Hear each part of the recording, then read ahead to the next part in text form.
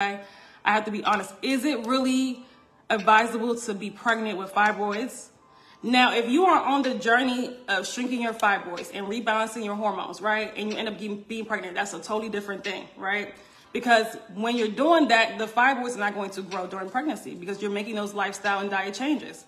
But I'm talking about the average everyday woman who is not doing that, right?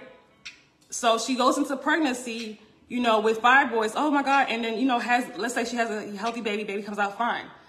What do you think the experience was for that baby to be in the, you know, in there with fibroids, be in your uterus with fibroids? Is that fair?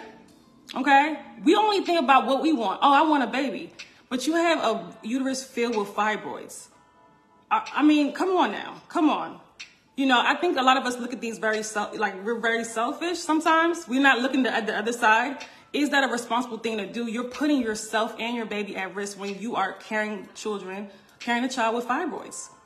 Okay? You are putting your not only yourself at risk, the baby at risk as well. But you're just thinking about, I just want a baby. That's all you're thinking about.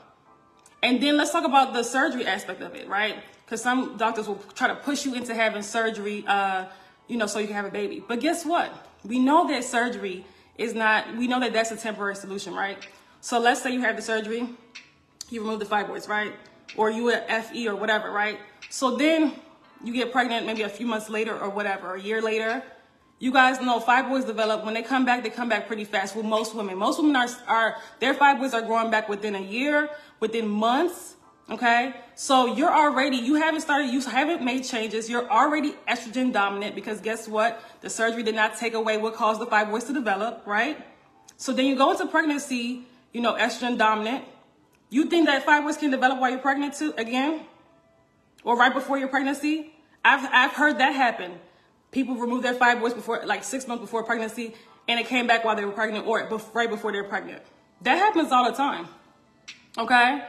So you not doing the work to actually, like I said, get to the root cause. I always say this, when you are wanting to have a child, and I've helped 5 women now get pregnant naturally, okay? So I am for having babies, of course, healthy babies, of course, right? But at the end of the day, you know, we have to put our bodies in the best health possible if we know that we're carrying babies, right? We cannot just go into pregnancy, hormones already, you know, imbalanced, you know, overweight, filled with fibroids and cysts. Like what?